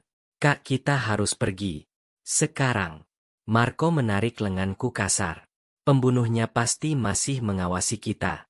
Kalau dia bisa meracuni minuman Budiana di tengah pesta tanpa ketahuan, berarti dia bukan orang sembarangan. Kita target berikutnya. Aku menatap jasad Budiana untuk terakhir kalinya. Kematiannya terlalu mudah. Dia mati tanpa merasakan penderitaan kemiskinan yang kurancang. Tapi setidaknya dia mati membawa ketakutan. Aku menatap Sally yang hancur lebur. Dia kehilangan harta, kehilangan suami, dan kini kehilangan ibu dalam satu malam yang sama. Maafkan aku, Sally. Tapi takdir ini memang kejam. Ayo Marco. Kami berlari keluar menuju mobil. Namun baru saja kakiku menginjak teras, suara dering telepon rumah yang nyaring menghentikan langkah kami. Kring, kring. Telepon rumah jadul yang ada di meja sudut teras itu berbunyi. Suaranya menggema aneh di tengah situasi kematian ini. Siapa yang menelepon ke rumah yang penghuninya baru saja mati? Firasatku tidak enak. Sangat tidak enak. Marco angkat. Perintahku. Marco ragu sejenak lalu mengangkat gagang telepon itu. Dia tidak bicara, hanya mendengarkan. Wajah Marco yang biasanya garang berubah menjadi tegang. Dia menatapku lalu menyerahkan gagang telepon itu padaku. Buat kakak. Siapa? Dia bilang dia teman lama ayah kakak. Aku menyambar gagang telepon itu. Halo. Dari seberang sana terdengar suara tawa berat. Suara yang disamarkan oleh alat pengubah suara terdengar seperti robot namun bernada mengejek. Halo Raka Adijaya. Atau haruskah kupanggil Raka kecil?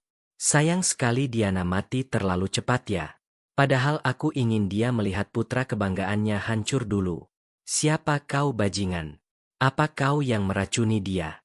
Anggap saja itu hadiah perpisahan. Dia sudah tidak berguna. Tapi Raka, permainan baru saja dimulai. Kau pikir kau sudah menang karena berhasil memiskinkan Wijaya. Kau salah besar. Kau baru saja membuka kotak Pandora. Selamat datang di dunia orang dewasa nak. Hati-hati di jalan pulang. Rem mobilmu mungkin berfungsi baik, tapi apakah kau yakin tidak ada bom di bawah kursimu? Klik. Sambungan telepon putus. Jantungku berhenti berdetak. Bom. Marco keluar dari mobil.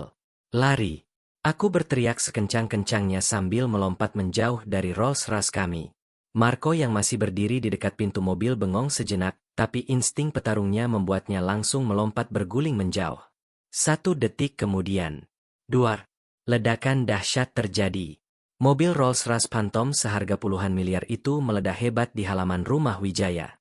Api membumbung tinggi ke angkasa menerangi malam Surabaya dengan warna jingga kematian. Gelombang kejutnya melemparkanku dan Marco hingga terpental ke rerumputan. Pecahan besi berterbangan.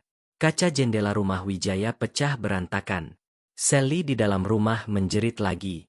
Aku terbatuk-batuk di tengah asap tebal. Telingaku berdenging kencang. Aku menatap bangkai mobilku yang kini tinggal kerangka besi terbakar. Jika aku masuk ke mobil itu 5 detik lebih cepat, aku sudah menyusul ayah dan ibuku. Mereka nyata. Musuh ini nyata. Dan mereka menginginkan nyawaku. Marco merangkak mendekatiku, wajahnya hitam terkena asap. Kakak tidak apa-apa. Aku menyeka darah yang mengalir dari pelipisku. Rasa sakit ini, rasa panas api ini, justru membuatku merasa lebih hidup daripada sebelumnya. Aku bangun perlahan, berdiri tegak di depan kobaran api yang menyala-nyala. Aku tidak apa-apa, Marco. Justru aku sangat bersemangat. Aku menatap api itu dengan tatapan membunuh. Barto, siapapun kau baru saja menyiram bensin ke naga yang sedang tidur. Kita lihat siapa yang akan terbakar sampai jadi abu. Suara sirine polisi meraung-raung dari kejauhan membelah keheningan malam Surabaya yang baru saja dirobek oleh ledakan bom. Api dari bangkai mobil Rolls-Royce itu masih menjilat-jilat langit, menciptakan siluet mengerikan di halaman rumah keluarga Wijaya. Panasnya api terasa membakar kulit wajahku, tapi dingin di hatiku jauh lebih menusuk. Kak, kita harus pergi. Polisi akan tiba dalam 2 menit. Kalau kita tertangkap di sini, kita akan habis waktu untuk interogasi. Musuh akan punya waktu untuk lari. Marco menarik lenganku kasar. Wajahnya belepotan debu hitam, jas mahalnya sobek di bagian bahu. Aku menoleh sekilas ke arah rumah. Di ambang pintu yang hancur, aku melihat bayangan Sally. Dia berdiri mematung menatap kobaran api dengan wajah kosong. Di belakangnya jasad ibunya masih tergeletak di ruang tamu. Hancur. Semuanya hancur lebur. Ayo Marco, panggil tim pembersih. Jangan biarkan media tahu aku ada di sini malam ini. Kami berlari menyusup ke dalam kegelapan malam, melompati pagar samping kompleks perumahan elit itu. Sebuah mobil SUV hitam biasa tanpa plat nomor sudah menunggu di jalan belakang. Itu adalah prosedur darurat Shadow Corp. Kami masuk ke dalam mobil dan melesat pergi, meninggalkan puing-puing masa laluku yang terbakar. Di dalam mobil suasana hening mencekam.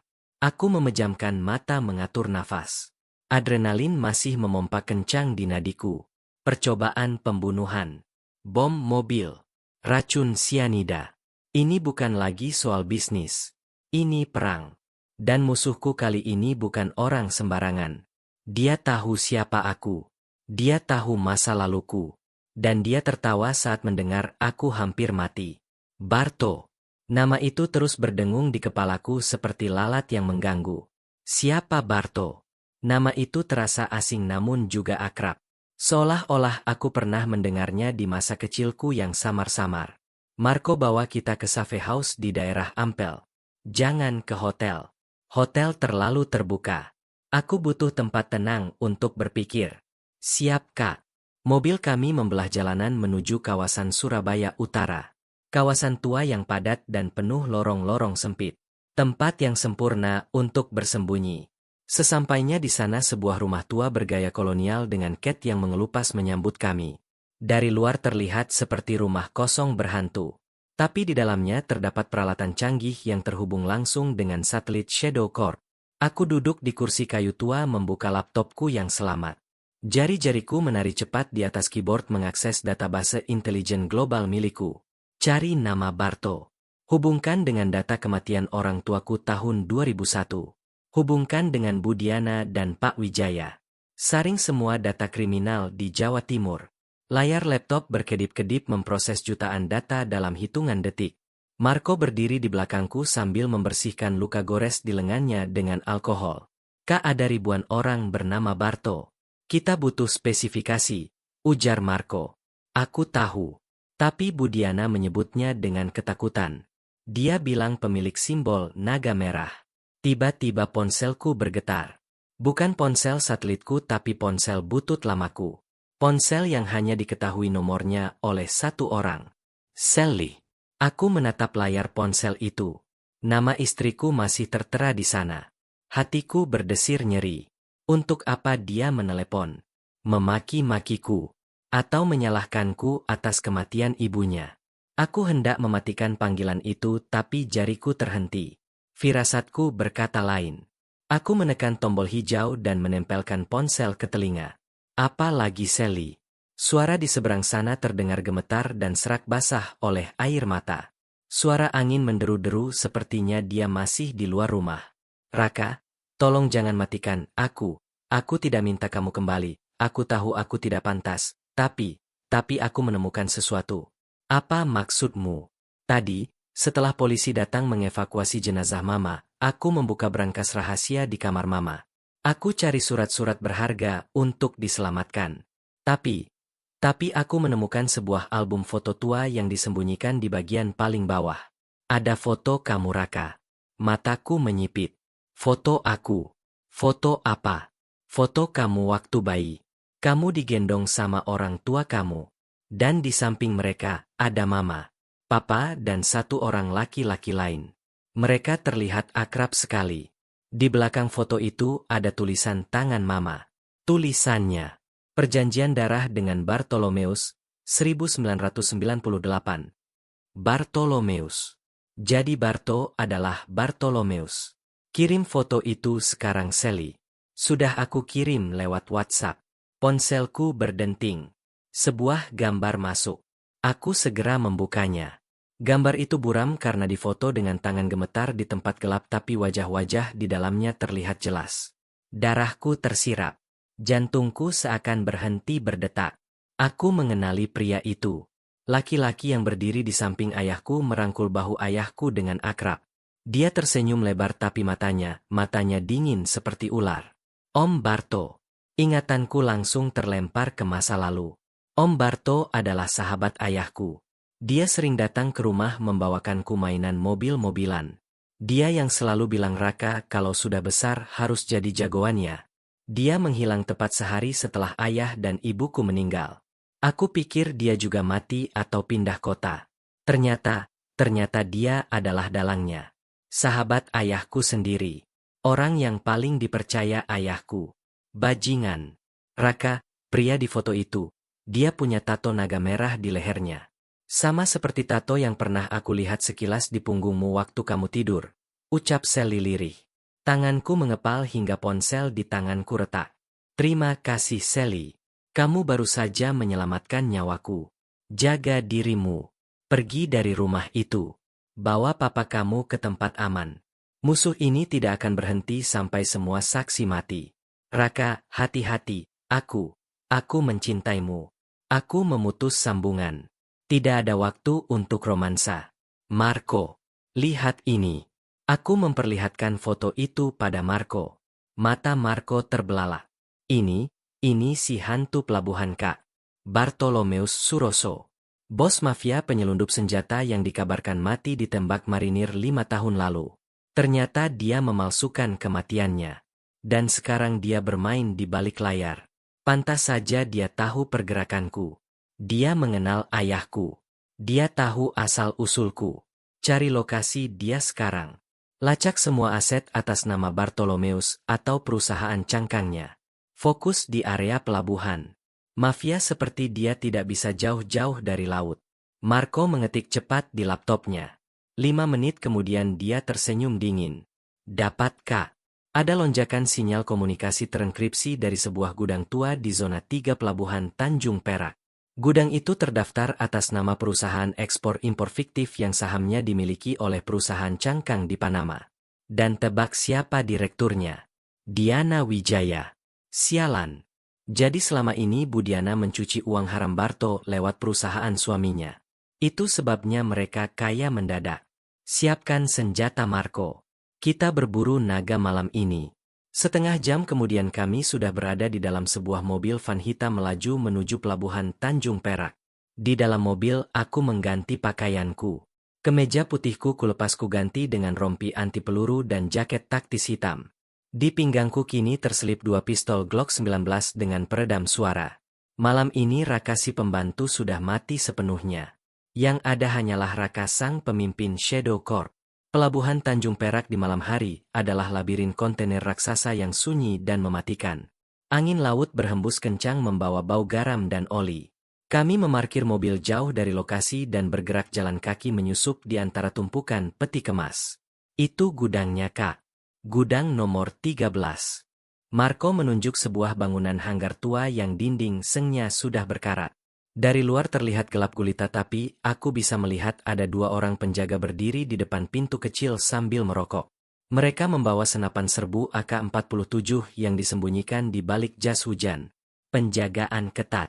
Berarti ikannya ada di dalam. Marco, kamu ambil kiri, aku kanan. Habisi mereka tanpa suara. Jangan sampai ada tembakan. Marco mengangguk. Dia bergerak seperti bayangan menghilang di balik tumpukan peti kemas. Aku merayap mendekat. Jantungku berdetak stabil. Rasa takut sudah lama hilang dari kamus hidupku. Yang ada hanya fokus.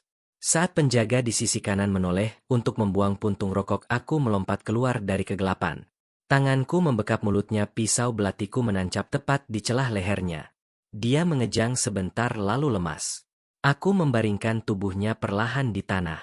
Di sisi lain, Marco juga sudah melumpuhkan lawannya dengan patahan leher yang rapi. Bersih, Kak. Kami merapat ke pintu besi itu. Pintunya tidak terkunci. Ceroboh. Atau ini undangan. Aku mendorong pintu pelan. Engselnya berderit lirih.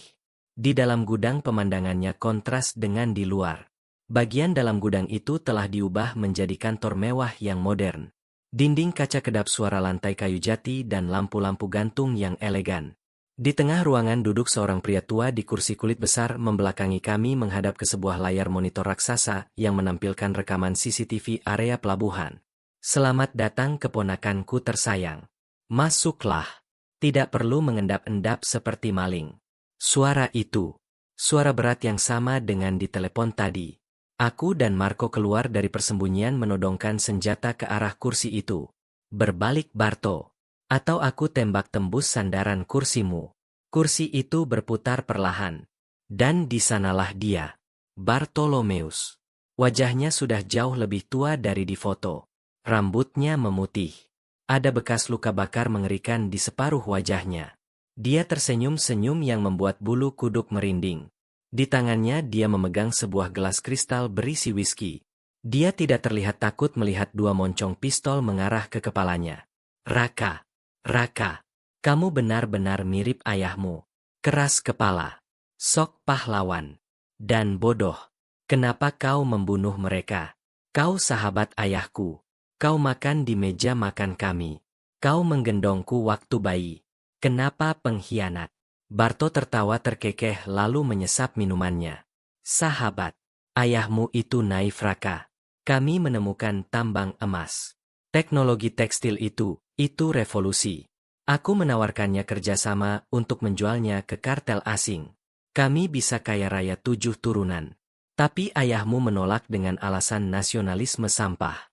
Dia mau menyerahkannya ke negara. Cih, dia menghalangi jalanku menuju kekayaan. Jadi, ya dia harus disingkirkan. Jadi nyawa sahabatmu cuma seharga uang. Bukan cuma uang, Raka. Kekuasaan. Lihat aku sekarang. Aku menguasai separuh jalur perdagangan hitam di Asia. Dan kau membangun kerajaan bisnismu sendiri. Aku bangga padamu sebenarnya. Makanya aku memberimu kesempatan lewat Diana untuk hidup menderita tapi tetap hidup. Tapi kau malah mengacaukan segalanya. Kau membunuh sapi perahku Diana. Kau menghancurkan tempat cuci uangku. Sekarang giliranmu yang hancur, Barto. Aku mengokang pistolku bersiap menarik pelatuk. Tapi Barto justru tertawa makin keras. Kau pikir kau bisa membunuhku semudah itu? Kau pikir aku sendirian di sini?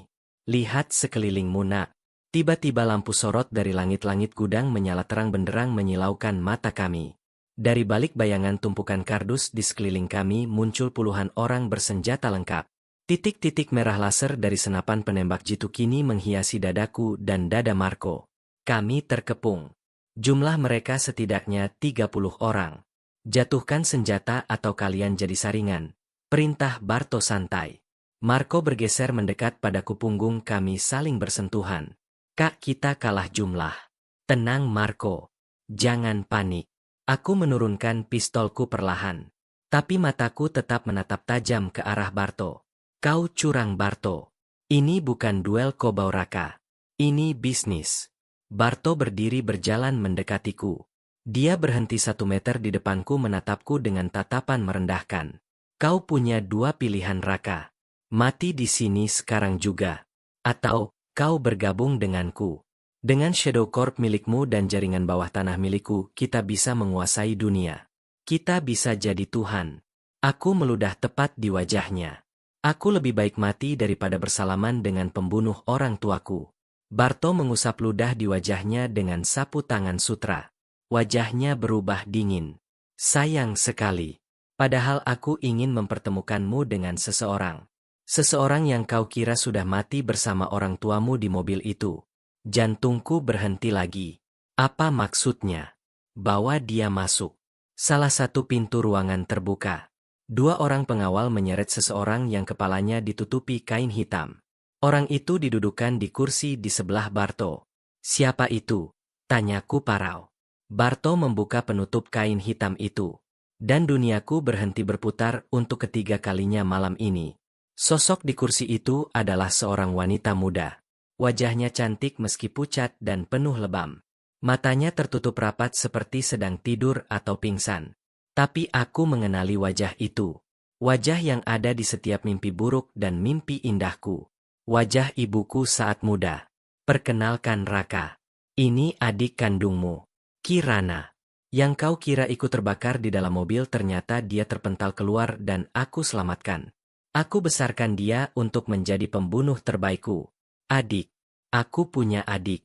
Ayah dan ibu tidak pernah bilang aku punya adik. Bohong. Aku anak tunggal. Oh ya.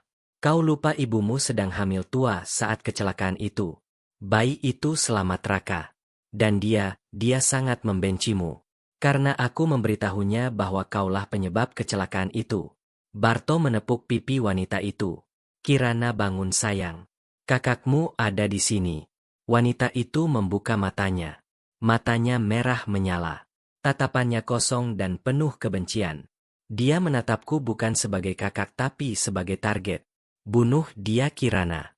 Wanita itu dengan gerakan secepat kilat merebut pistol dari pinggang Barto dan mengarahkannya tepat ke kepalaku. Tanganku gemetar. Aku tidak bisa menembak adikku sendiri. Meskipun aku baru tahu keberadaannya sekarang ikatan darah itu terasa kuat menyengat. Kirana, ini kakak. Diam pembunuh. Wanita itu berteriak suaranya melengking penuh dendam. Dor. Satu tembakan meletus. Darah memuncrat ke wajahku. Tapi bukan darahku. Darah hangat menyiprat ke wajahku. Baunya anyir menusuk hidung. Tapi itu bukan darahku. Dan peluru itu tidak menembus kepalaku. Marco. Aku berteriak sekuat tenaga saat melihat tubuh kekar Marco ambruk di depanku. Di detik terakhir saat Kirana menarik pelatuk Marco dengan sisa-sisa tenaganya melompat ke depan menjadi tameng hidupku. Peluru itu menembus dada kanannya.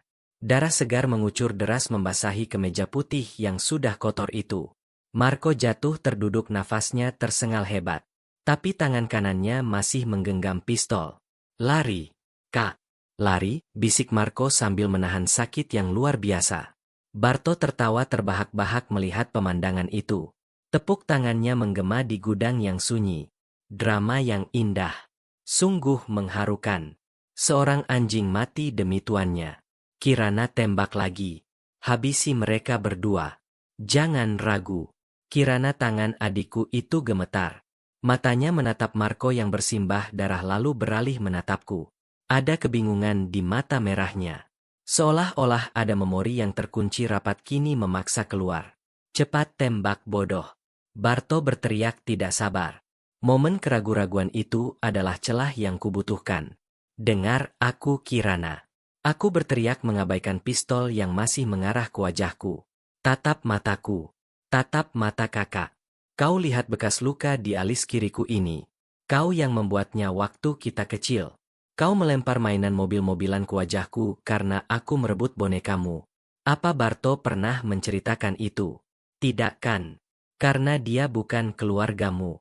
Kirana memegang kepalanya dengan tangan kiri seolah menahan sakit kepala yang hebat. Pistol di tangan kanannya goyah. Bohong, kau pembunuh. Kau bunuh ayah ibu. Racau Kirana, suaranya terdengar putus asa. Barto melihat senjatanya mulai rusak. Wajahnya berubah bengis.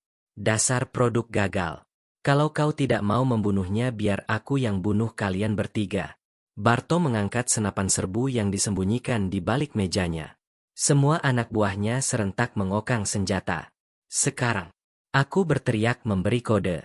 Marco meski sekarat masih memiliki insting pembunuh bayaran. Dia menendang meja kayu di depannya hingga terbalik menjadi tameng sementara.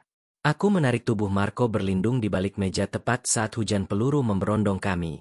Dor, dor, dor. Suara tembakan memekakan telinga. Kayu meja hancur beterbangan. Kaca-kaca pecah berantakan. Aku mengambil pistol Marco. Kamu bertahan ya Marco. Jangan mati. Demi Allah jangan mati. Kak, Uhuk, tinggalkan saya. Selamatkan adik kakak. Darah keluar dari mulut Marco.